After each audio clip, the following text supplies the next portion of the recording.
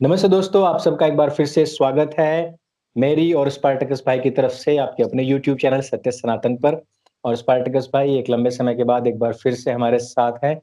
Spartacus भाई, पहले तो मैं आपको बता दूँ कि काफ़ी लोग बीचों में जो सवाल करते हैं, मुझे नहीं पता, आप बाद में बताना, स्पार्टकस भाई कहाँ चले गए? तो मैं यही कहना चाहता हूँ कि बीच में जो भारत में लगातार उठने वाले जो मुद्दे हैं, हम सोचते हैं कि पहले उनको कवर करें और हमारी आपकी जो एक सीरीज़ चली हुई है, उसको हम बीच में लेंगे और इसलिए मैं इसके लिए क्षमा प्रार्थी हूँ।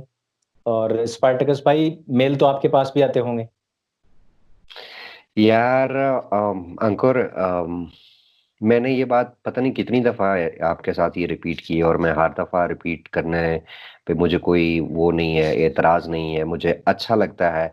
मैं अगर कोई 1 या 2 हफ्ते आपके चैनल पर ना हूं ना, तो ना सिर्फ ईमेल्स आना शुरू हो जाती हैं, और बल्कि कमेंट्स में हर दूसरा बंदा ये पूछ रहा है, स्पार्टकस भाई अंकुर के साथ क्या झगड़ा कर लिया, अंकुर के साथ कोई फड्डा हो गया, अंकुर के चैनल पर क्यों नहीं आते। जी, तो जी। भाई मेरा मेरा वो चैनल भी जो है वो आपका ही चैनल है, और आपका प्यार इतना बड़ा है कि 55,000 सब्सक्राइबर्स हो गए हैं।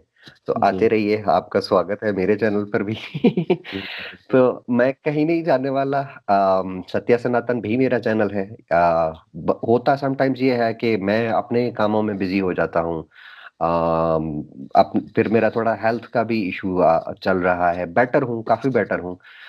लेकिन ये एक ऐसी चीज को सफर कर रहा हूँ जिसको शायद लंबा समय लगेगा इसको ओवरकम करने में। ज्यादा नहीं बता सकता। जी, जी, बाकी जी। ये है कि आप ये घबराया मत करें, परेशान ना हुआ करें कि ये नहीं आ रहा तो कहाँ चला गया। कहीं नहीं चला गया, आसपास ही है।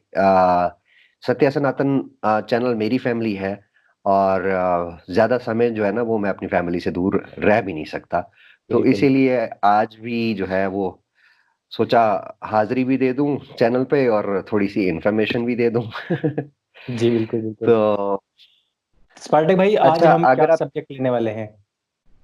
आज देखो, इस्लाम जो है, मुझे तो कोई और बात करनी आती नहीं इस्लाम के अलावा। जी, तो मैंने तो इस्लाम की ही बात करनी है। मुझे इस्लाम से बहुत प्यार है एक्चुअली। इतना प्यार है जिसका हद और हिसाब नहीं है। तो मैं इस्लाम को बहुत खोजता रहता हूँ, पढ़ता रहता हूँ। अम, ये एक टीवी शो चलता होता था मिस्टर बीन के नाम से। जी। आपको पता होगा, मिस्टर बीन एक दफा एग्जाम देने जाता है, तो उसको आता वाता तो कुछ नहीं होता, तो वो इधर उधर से ना नक्कल मारना शुरू कर देता है, कॉपी करना शुरू कर देता है।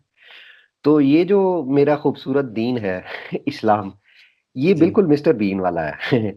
इसने भी जो है ना हर चीज, हर मतलब कोई कोई एक चीज ओरिजिनल होती है, एक हुँ, चीज भी ओरिजिनल नहीं है, हर चीज कॉपी पेस्टेड है। जी, मैं आज सिर्फ एक चीज आपको बताऊंगा, एक चीज के जी, बारे में। क्योंकि सारी अब बताना शुरू कर दूं तो वो वीडियो बहुत ज्यादा लंबी हो जाएगी। मैं आज आपको थोड़ा सा बताता हूँ कि इस्लाम में नमाज कहाँ से आई, इन्होंने हुँ, नमाज कहाँ से आई, क्या चोरी कहाँ से की। ओके, लेकिन उससे पहले जहां से चोरी की, उस रिलीजन के बारे में थोड़ी सी इंफॉर्मेशन, थोड़ी सी जानकारी देना चाहता हूँ। इंग्लिश में उसको ज़ोरिएस्ट्रियनिज्म कहते हैं, हिंदी में उसको ज़रतुश्त कहते हैं। इन हुँ, लोगों को जो ये ज़रतुश्त रिलीजन प्रैक्टिस करते हैं, इनको पारसी या मजूसी भी कहा जाता है। अच्छा, अब ये रिलीजन जो है वो दुनिया के ओल्डेस्ट रिलीजन्स में से है। ठीक है। हुँ, इस रिलीजन के बारे में किसी को नहीं पता कि ये कब शुरू हुआ, किसने शुरू किया। इसके बारे में जो ठीक इंफॉर्मेशन है वो अवेलेबल नहीं है। हुँ, अब अंदाजा ये है कि ये मजहब 3500 से 2500 से 3500 साल जो है वो पुराना है। हुँ, इस मजहब को शुरू करने वाले के बारे में मशहूर है कि वो ईरानी पैगंबर थे, यानी हाँ, फारस या पर्शिया से थे। हुँ, और उनके जो मानने वाले हैं वो आज भी ज़रतुश्त को पैगंबर साहब कहते हैं। अच्छा, इस मज़हब की जो स्टार्टिंग है वो ईरान में हुई है, और ये अपने टाइम पर दुनिया का बहुत बड़ा मज़हब था, बहुत इम्पोर्टेंट मज़हब था। और इतना इम्पोर्टेंट और कह लें कि बड़ा था कि आज दुनिया के जो करंट रिलिजन्स हैं, क्रिश्चियनिटी है, जूडाइज़्म है, और ख़ास तौर पे मेरा प्यारा इस्लाम है, उस पर इस रिलिजन के बहुत ज़्यादा असरात जो हैं वो हुँ, हमें नज़र आते हैं। इसकी तालीम जो है, जो एजुकेशन थी, वो तौहीद का अकीदा था। तौहीद का अकीदा मतलब तौहीद निकला है, अरबी का वर्ड है वाहिद से। वाहिद का मतलब होता है एक, यानी ये गॉड, एक खुदा को मानने वाले थे। जी।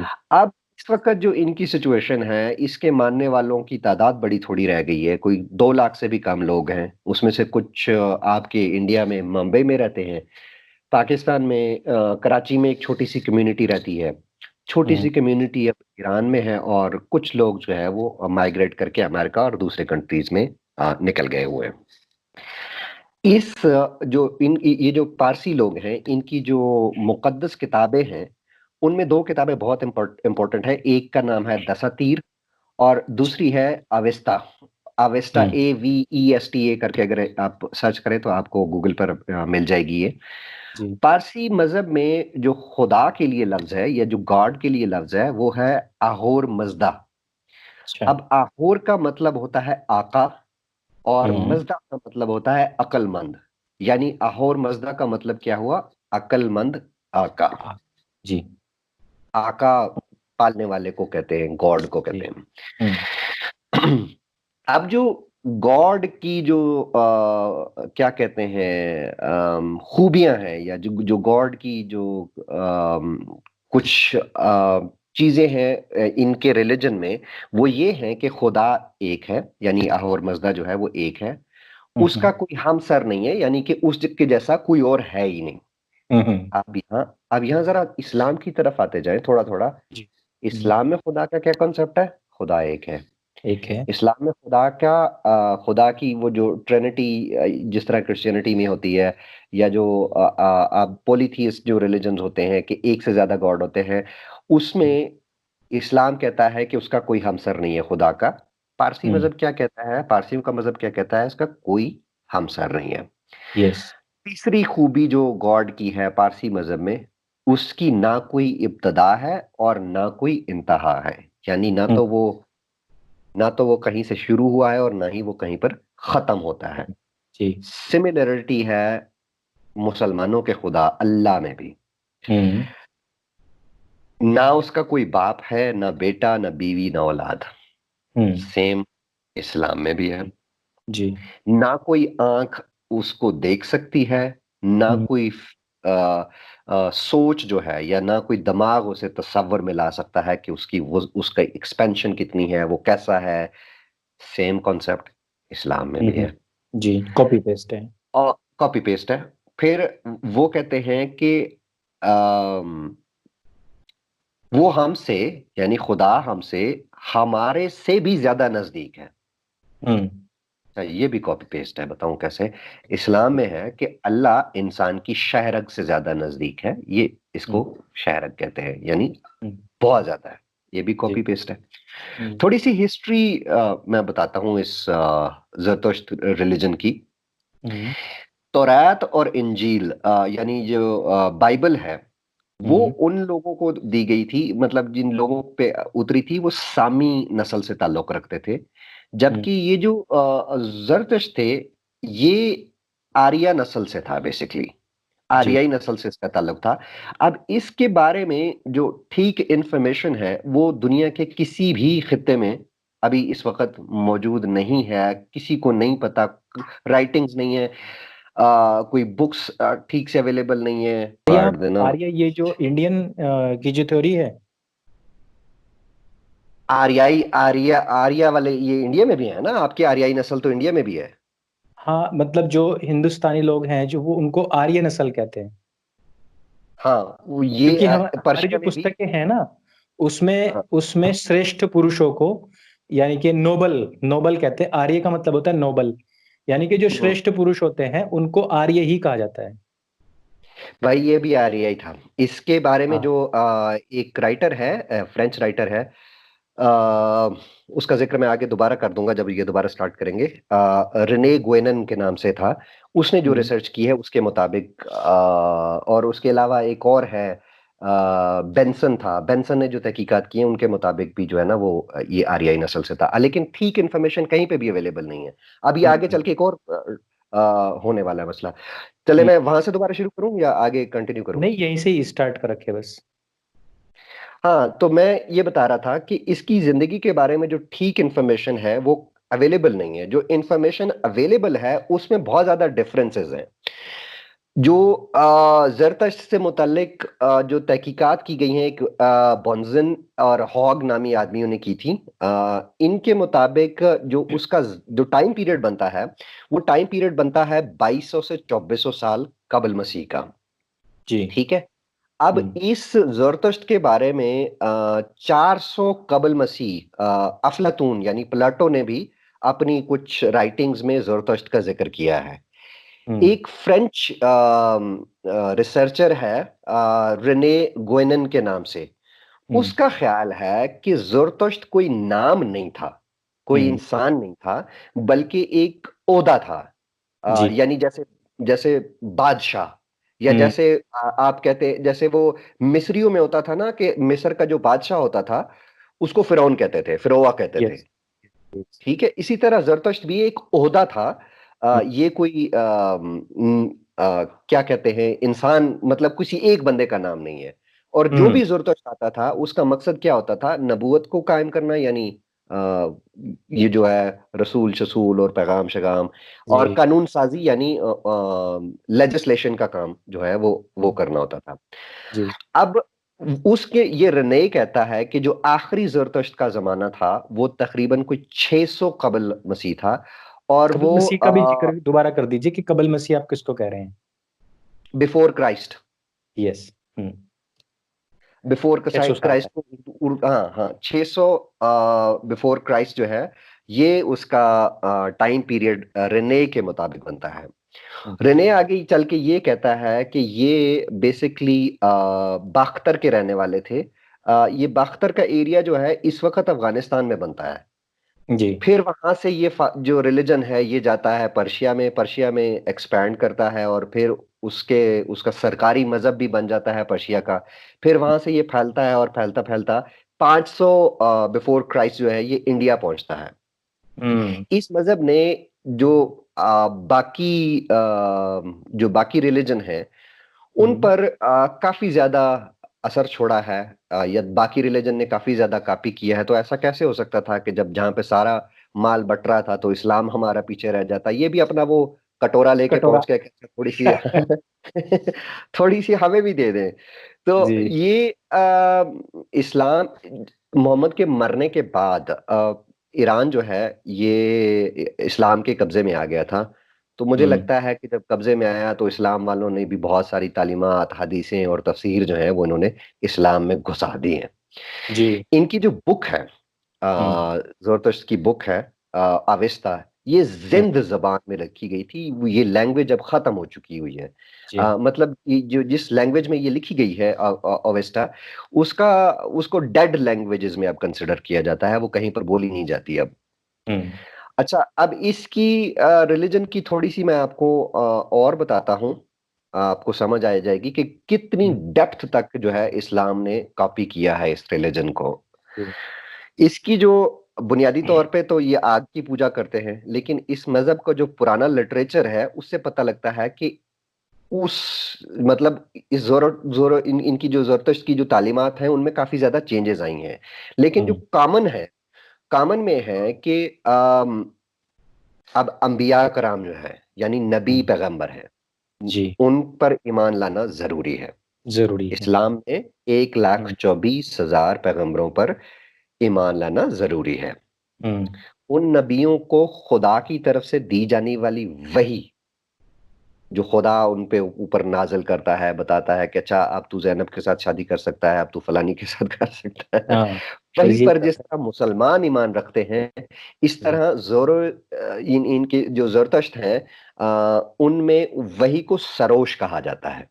अच्छा। सरोश पे ईमान लाना ज़रूरी है। हुँ। फिर मुसलमान कहते हैं फरिश्ते, फरिश्तों पर ईमान लाना ज़रूरी है। हुँ। ये लोग फरिश्तों को यज़्द कहते हैं, यज़्द पर ईमान लाना ज़रूरी है। ठीक है। ठीक है?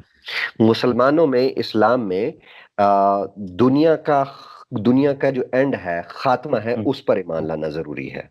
हुँ। उधर भी वैसा ही है। ठीक। अच्छा, मुसलमानों में कयामत के दिन पर ईमान जरूरी है, यानी जजमेंट डे पर ईमान जरूरी जी। है। हम्म। उनका भी ऐसा ही सिलसिला है। हम्म। आ, उसके अलावा हिसाब किताब पर, यानी जब आप मरेंगे तो क़यामत वाले दिन आपका हिसाब होगा। हम्म। अल्लाह एक बाल्टी लेके खड़ा होगा, उसमें आपकी नेकियां रखेगा, बदियां रखेगा। उस पे ईमान जरूरी है। इधर भी वही जी। कॉपी पेस्ट है भाई। हम्म। जन्नत दोज़ख, यहाँ पे हम्म। भी कॉपी पेस्ट है। मौत हम्म। के बाद जो है वो हमेशा आपने जिंदा रहना है, हम्म। ये भी उधर से कॉपी पेस्ट है। ठीक है। उसके बाद इस्लाम में शैतान जो है, हम्म। शैतान का कॉन्सेप्ट भी उधर मौजूद है। जो हम्म। इनका जरतश्त का जो शैतान है उसको हरमन कहते हैं। अच्छा। अब इधर हमारे जो प्यारा दीन है, हम्म। इसमें जिन जिन जो है, जिन्नों पर ईमान लाना ईमान है। उधर है उनको क्या कहते हैं, देवा कहते हैं, देवा पर ईमान लाना जरूरी है। ये भी अच्छा। उधर से आ गया। हम्म। इधर भाई सलात यानी नमाज है। आ, हम्म। वो लोग नमाज को यिस्ना कहते हैं। अच्छा। ठीक है। हम्म। आगे है, वो लोग देते हैं 10%, 10% अपनी इनकम का लाजमी खैरात देते हैं। ये हम्म। लोग उसको ज़कात बोल देते हैं। हम्म। ये भी उधर से आ गया। हम्म। अच्छा, आगे चलो। दुनिया का जब खत्म होने वाली होगी तो मुसलमानों हम्म। का अकीदा है कि वो मसीह अलैहिस्सलाम यानी जो ईसा है, ईसा ने जी। वापस आना है। फिर ईसा के हम्म। साथ एक इमाम मेहदी साहब ने भी आना है। हम्म। आ, वो भी कहते हैं कि साविश यावंत ने आना पोपट साहब नहीं है। आएंगे? हैं? पोपट साहब उधर ही मस्ती नहीं, मारते रहेंगे। वो अरे पोपट तो बिजी है ना यार, वो उसके पास अब हूरे, गधे, बकरियां, वो उधर वो बिजी है। ठीक। वो उनके साथ बिजी है, अपनी अज़दवाजी जिंदगी, मैरिड लाइफ गुजार रहा है, बकरियों के जी। साथ, हूरों के हाँ। साथ, गुलामों के साथ। ईसा को कोई तो काम नहीं है बेचारा, वो तो फ्री था तो उसको ही वो भेज दिया बेचारा, जाएगा। वो उसको भेज दिया जाएगा। तो वो जो है ये जरतश जो है, ये लोग कहते हैं कि साविश यावंत ने आना है। ओके। अच्छा, इस तरह और भी काफी सारे अकीदे इस्लाम ने इस मजहब से चोरी किए हैं। मैं असल में जो चीज बताना चाह रहा था ना, वो जी। ये बताना चाह रहा था कि यार इन्होंने अपनी नमाज तक वहां से कॉपी की हुई है। हम्म। अच्छा। इ- इस्लाम में बताइए कितनी नमाजें हैं? 5। 5। जी। जरदश्त में कितनी नमाजें हैं? कितनी? 5। 5। जी। अच्छा जी। अच्छा, आगे चले। यार मिस्टर बी, मिस्टर बीन वाला हिसाब है तो। आगे चले। जी। मुसलमान पहली नमाज पढ़ते हैं फजर की। हाँ जी। ठीक है। हम्म। ये फजर पढ़ी जाती है सूरज के निकलने से पहले पहले। पहले। हम्म। जरदश्त कौन सी नमाज पढ़ते हैं पहली? हावान गाह। अच्छा। कब पढ़ते हैं? सूरज से पहले। जी भाई। ठीक। दूसरी नमाज है इस्लाम की जोहर। जी। ये पढ़ी जाती है तकरीबन 12:30 1 बजे के करीब जो है ये नमाज पढ़ी जाती है। जी। यही नमाज पारसी पढ़ते हैं, उसको बोलते हैं रापितवानगा। पहली अच्छा। हावानगा, दूसरी रापितवानगा। ठीक है। तीसरी नमाज है मुसलमानों की असर की। ये हम्म। 3 बजे के बाद और सूरज गुरूब होने से पहले पढ़ी जाती हम्म। है। जी। जरतश्त पढ़ते हैं ओजरेनगा। उसी टाइम। जी भाई। मगरिब यानी सूरज जब जैसे ही गुरूब होता है तो आपको इधर चीखें सुनना शुरू हो जाते होंगे हाँ बिल्कुल। लाउड स्पीकर से।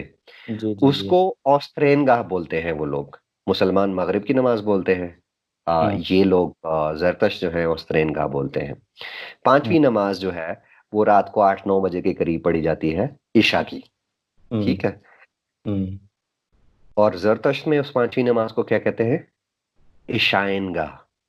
ओ। इधर ईशा, उधर इशाइनगाह। शायन। हम्म। जी भाई। जिस तरह अभी अभी अभी कॉपी वाला सिलसिला खत्म नहीं हुआ। ओ। अच्छा। अभी और भी काफी हो रहा है। जी। मुसलमान जैसे ये मुसलमान देते हैं अजान नमाज के लिए, हम्म। पारसी बजाते हैं घंटी 5 टाइम। अच्छा। ठीक। जी। हाथ पांव मुंह वुजू करते ओ, हैं मुसलमान हर नमाज से पहले। जी। ठीक है। हाँ, पारसी भी नमाज से पहले वुजू करते हैं। वाह। और तो और टोपी भी उधर से ली है भाई। हाँ, अच्छा। टोपी पहनते हैं हर नमाज से पहले। हाँ, नमाज पढ़ते हुए टोपी पहनना जरूरी होता है। इसी तरह पारसी जो है उनको भी सफेद रंग की टोपी पहनना पहनना लाजमी होती है। बहुत तरीके। हम उनकी भी इतनी लोग बड़ी है या उनकी थोड़ी छोटी है? ये तो अब मैंने अब मुझे पता है आप क्या कह रहे हैं। आप ज्यादा स्मार्ट मत बने। चलो, आप समझ गए। भाई भाई उनकी छोटी हो या बड़ी हो, मसला ये है कि उनकी टोपी ने दिमाग पर कोई असर नहीं डाला। वो दिमाग पर जो है ना वो नहीं पहनाई उन्होंने। इधर इधर दिमाग पे पहना दी गई है। देखो, तादाद में सबसे कम है, लेकिन सबसे ज्यादा बिजनेसमैन और अमीर लोग और मतलब इन्वेंशन करने वाले लोगों में से हैं। हाँ, ये काफी रिच हैं, काफी इनोवेटिव हैं, पढ़े लिखे हैं, काफी सेंसिबल हैं, लेकिन वाकई तादाद में तो थोड़े अब रह गए। और तो और भाई, ये मुसलमान जो है ये किबला यानी काबा की तरफ मुंह करके नमाज पढ़ते हैं। जरतशी लोगों के कमरे में ना, इन जहां पर हाँ, नमाज होते हैं वहां पर एक आतिशकदा होता है जहां पर आग हमेशा जलती रहती है। ये हाँ, उस आतिशकदे की तरफ मुंह करके नमाज पढ़ते हैं। हाँ। नमाज पढ़ने का तरीका भी कॉपी है भाई, क्योंकि इधर ये कुरान की तिलावत करते हैं, वो अवेस्ता की तिलावत करते हैं। हम्म। अब बताइए यार, अगर कोई अल्लाह था जिसने सारी दुनिया बनाई, सबसे फेवरेट रिलीजन बनाया, तो उसको एक छोटे से रिलीजन से सारी तालीमात जो है वो सारी चीजें कॉपी करने की क्या जरूरत थी? कुछ क्या? नया करता, कुछ यस, इनोवेटिव करता, बिल्कुल, कोई बिल्कुल। नई चीज लेकर आता। हम्म। तो ये था हमारा आज का टॉपिक। आपको बताना था कि इन्होंने ये नमाज, टोपी, और ये सारी चीजें जो अकीदे हैं कहाँ से कॉपी किए हैं। मतलब ये तो मैंने छोटी सी बताइए। अब इनका इनका सारा रिलीजन की तरीकेकार बताना शुरू कर दूं तो वो बहुत लंबा हो जाएगा। बेसिकली आपको आइडिया ये देना था कि जी। ये अब मैं क्या बोलूं यार अंकुर।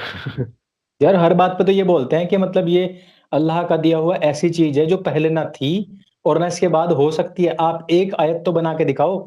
मैंने कहा, जिसने ये लिखी है ना, वो एक आयत नहीं बना पाया। वो सारी की सारी तो कॉपी पेस्ट कर रखी है। तुम दुनिया को चैलेंज करते फिरते हो। नहीं, अगर बना भी लेंगे तो ये कहाँ से पता चलेगा कि आप उसको मानेंगे कैसे? बनाने को तो हम लिख दें। कुछ भी बन सकता है, और नहीं, उससे तो अच्छी बना देंगे कम से कम। उसे अच्छी बना लेंगे। मैं एक आयत बना देता हूँ। कुरान की जी। एक आयत है, अभी बना देता हूँ। हम्म। इन्नल्लाह मास साबिरीन। अल्लाह हम्म। ताला सब्र करने वालों के साथ है। तो जी। इसको ऐसे कर सकते हैं। इन्नल्लाह इन्नल्लाह इन्नल्लाह मास साबिरीन को ऐसे कर देते हैं कि इन्नल्लाह मास जानीन। अल्लाह ताला अच्छा। जिना करने वालों के साथ है। देखो देखो देखो, अल्लाह को असल में आयत होनी भी यही चाहिए थी। अल्लाह को मोहम्मद की लाइफ का, सेक्स लाइफ का कितनी फिक्र रही है। आयतें भेजता बहुत रहा है, फिकर थी ये करता रहा यार। है, वो करता रहा है, हदीसें भरी पड़ी हुई हैं, पोन बुक बना दिया इसको। तो फिर साबिरीन का लफ्ज क्यों लिखता था, जानेइन का लिखता ना। असल आयत तो ये होनी चाहिए। अब तू बता यार अंकुर, ये कौन सी आयत बेटर है कुरान के हवाले से? भाई, इन्नल्लाह तेरे मा वाली। जानेइन या साबिरीन? तेरे हम्म? वाली। रीजन है ना भाई, उसने मतलब पूरे ब्रह्मांड का काम छोड़ना था और सबसे पहले ये देखना था कि मेरा पोपट को कैसे सेटिस्फाई करना है। सारा हम्म। काम छोड़ के भैया वो एकदम उल्टियों की तरह आए थे, उगलता था उल्टियों की तरह। कभी नहीं निकलती थी ना, हाथ दे देता था उसके हलक में ही, कि आयत निकाल, अभी निकाल। हाँ, पोपट ने तो भाई अपनी नोनों के लिए 30 पारे कर दिए। वही किसी वही को नहीं मैं कह रहा छोड़ा पोपट ने। हूँ। वही तो हाँ, मैं तो कह रहा हूँ ना। आयतें, आप आयतों की बात करते हैं, हम पूरे का पूरा कुरान लिख देंगे, फिर आपको मानना पड़ेगा कि ये बेटर है। हाँ, वो आप कहते हैं कुरान की एक आयत है, कुल्लु नफ्सिन जायकातुल मौत, कि हर हम्म, हर नफ्स ने जो है वो मौत का जायका चखना है। तो हम्म। हम यहाँ पे भी कह सकते हैं कुल्लु नफ्सिन जायकातुल चर्स। हर नफ्स यार, ऐसे ना बोले यार कि कोई बना हम नहीं बना नहीं सकता। सकते, हम बना लेंगे। तुम एक्सेप्ट ही नहीं जरा करोगे बैठ, उसको। हाँ, हम बैठे बैठे 2 आयतें बना दी हैं यार आपको।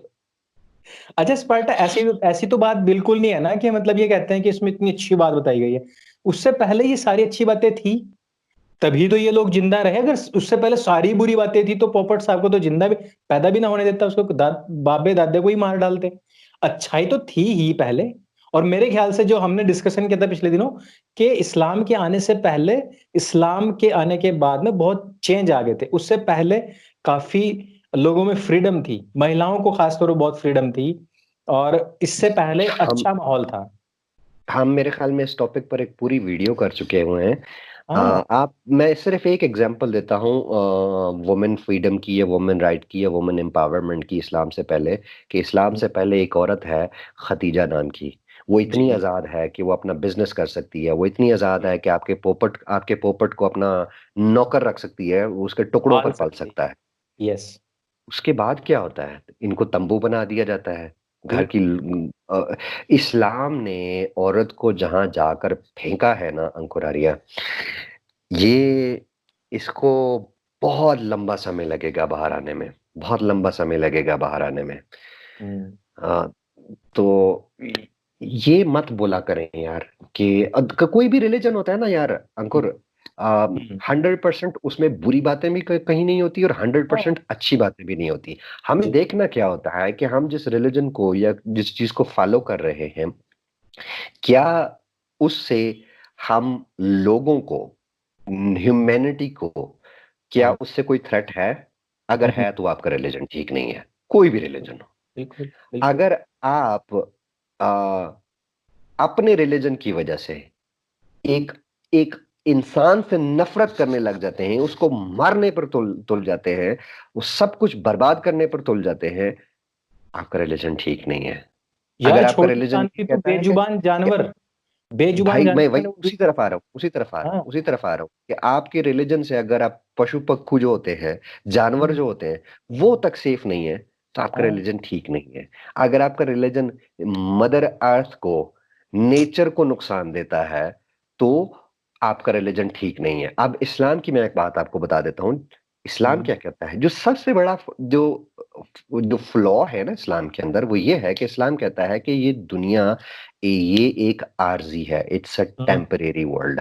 अगर आप देखें ना तो सिर्फ इस बात की वजह से कहते हैं ये तो सफर है, आरजी दुनिया है, बस यहाँ मैं थोड़ा गंदे वर्ड बोलूंगा कि नेचर की बजा के रखो, बस जाओ कब्र में जाओ और असल मजे तो आगे हैं। उधर आगे। हूरें हैं, शराबे हैं, दूध है, पता नहीं क्या क्या है, वो सारी चीजें तो उधर हैं। तो इसलिए ये लोग कुछ खास ज्यादा करते नहीं है। आप अगर आप देख लें ना मुस्लिम कंट्रीज की खास तौर पे, क्लाइमेट चेंज की तरफ कंट्रीब्यूशन देख लें, नेचर की तरफ देख लें, जानवरों को या परिंदों को प्रिजर्व करने की प्रोटेक्शन की तरफ देख लें, कुछ नहीं है, कुछ कुछ नहीं है। जरा सी भी कंट्रीब्यूशन नहीं है। और उसकी जी जी। बुनियादी वजह ये है कि इनको तो परवाह ही नहीं है कि अच्छा चलो ठीक है, आओ मौज करो, जिंदा रहो, चार चार बीवियां लो, 20-20 बच्चे पैदा करो और जाओ। बिल्कुल असल बिल्कुल। चीज ये है। हम्म। चले मेरे समस्या भाई, यहीं पे है। आज के लिए इतना ही। हम्म। तो बिल्कुल। आपने बहुत सारी बढ़िया बढ़िया बातें बताई हैं आज, किस तरीके से कॉपी पेस्ट, ये एक बहुत बड़ा मुद्दा है। मैं अपने दर्शकों को एक बार फिर से बता दूं कि जो ये कहा जाता है कि ये पहली बार धरती पर आई ऐसी किताब जिसमें सारी बातें बताई गई हैं, और इसमें पहली बार बताई गई हैं, मोहम्मद साहब के ऊपर ही उतरी हैं, अल्लाह ने सीधे-सीधे उन्हीं को बताया है। और कई बार जब इनको हम काउंटर करते हैं तो कहते हैं कि नहीं ऐसा नहीं है, पहले भी नबी आए थे, उनको बताया गया था। तो ये जो होता है ना, दो मुही बात हो जाती है, जब पहले आए थे तो दूसरे की क्या ज़रूरत थी, और दूसरा आया तो उसको आप स्पेशल कैसे कह सकते हो जबकि सारी चीज़ें कॉपी पेस्ट है। तो जो उनके 5 स्तंभों में से एक बहुत बड़ा स्तंभ है नमाज़, और जो वो अज़ानें करते हैं, उनकी टाइमिंग, ये सारी की सारी बताई गई हैं कि वो किस तरीके से पारसियों से पूरी तरीके से चुराई गई हैं, टाइमिंग भी और उनका उनके सब तौर-तरीके भी। आपको ये भी पता लगा है कि किस तरीके से पारसियों का जो कल्चर है, वो किस तरीके से रिलेटेड है एक तरीके से आर्या सभ्यता से। तो इस्लाम कोई ऐसी चीज़, यूनिक चीज़ लेकर के नहीं आया है, सिर्फ़ कॉपी पेस्ट है। अगर वो ये कहें भी कभी कि कुरान में ये अच्छी बात है, वो अच्छी बात है, तो सिर्फ़ और सिर्फ़ एक ही बात पूछें कि क्या इससे पहले की पुस्तकों में ये बात नहीं थी? अगर वो कहे कि नहीं थी, तो आप उसको क्रॉस चेक करें, अगर कहें कि थी, तो उनको कहिए कि अपनी ज़ेरॉक्स कॉपी उठा कर के भागिए, हमारे पास में ऑलरेडी ओरिजिनल्स हैं। स्पार्टकस भाई, आपका एक बार फिर से बहुत-बहुत धन्यवाद।